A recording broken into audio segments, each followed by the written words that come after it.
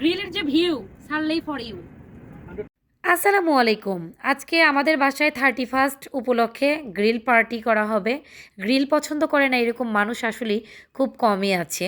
আমাদের প্রচুর পরিমাণে খেতে হবে আজকে। তো আমি প্রথমে এই মুরগির মাংসগুলো রেডি করে নিলাম। তারপরে এর মধ্যে বিভিন্ন রকম মশলা দিয়ে, টক দই দিয়ে, সব রকম বারবিকিউ মশলা টশলা দিয়ে এটা মেরিনেট করে রাখবো আমি 1 ঘন্টার জন্য।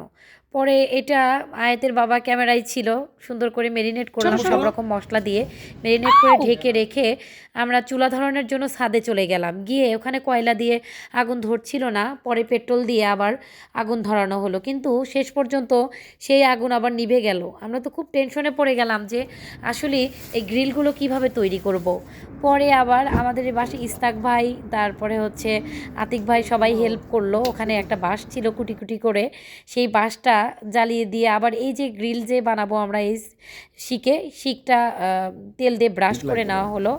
তারপরে সুন্দর করে মাংসের পিসগুলা এই ইয়ের উপরে দেওয়া হলো, সুন্দর করে শিকের উপর দেওয়া হলো। বারবার উঠানো হচ্ছিল, কেননা বারবার করে ধোয়া হচ্ছিল। এত কষ্ট হচ্ছিল যে এই গ্রিলটা পোড়াতে। ছাদে প্রচুর বাতাস ছিল, আর আয়াতের বাবা তো বাতাস দিতেই আছে। যখন মাঝামাঝি হয়ে আসলো, গ্রিলগুলো উল্টে দেওয়া শুরু করলো। আসলে কত যে মজা লাগতেছিল, যদিও অনেক শীত ছিল, তারপরে মানে গ্রিল আর নান রুটি খাওয়ার মজা থেকে আসলে বঞ্চিত করা যায় না নিজেদেরকে। তো আমরা এই জন্যই মানে হাতে বানানো গ্রিলের মজাটা আসলে আরও অন্যরকম। আয়াতের বাবা দেখেন অনেক গরম হয়ে গেছিল, তারপরেও সুন্দর করে গ্রিলগুলো উল্টে পাল্টে দিল। নূরে আয়াতের তো খুশি সীমা নাই, গ্রিল এবং নান রুটি খাবে।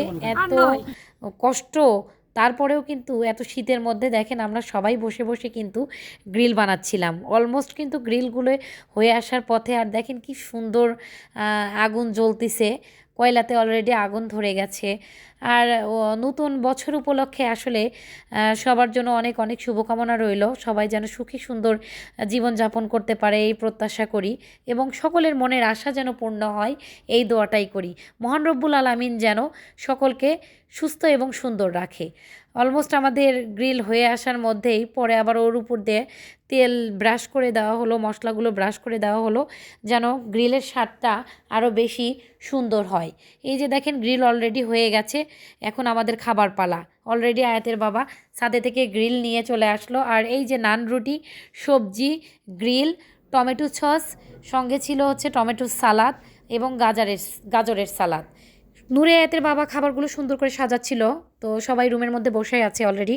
খাবার সুন্দর করে দেখেন সালাড টালাদও কেটে দিয়েছি, সবজি, নান রুটিগুলো অনেক টেস্টি ছিল। নান রুটিগুলো হোটেল থেকে নিয়ে এসেছিলাম আমরা। আর হচ্ছে গ্রিল হাতে বানিয়েছিলাম। অলমোস্ট দেখেন কত সুন্দর করে ডেকোরেশন করা শেষ আমাদের 31st খাবার। তো খাওয়াও শুরু করে দেওয়া হয়েছে। সবাই আসলে প্রচুর পরিমাণে খেতে হবে আজকে, অনেক অনেক খেয়েছি, অনেক ভালো লেগেছে। তো আপনাদের কেমন লেগেছে অবশ্যই কমেন্ট করে জানাবেন। আর সকলে সুস্থ থাকবেন, সুন্দর থাকবেন এই প্রত্যাশায়।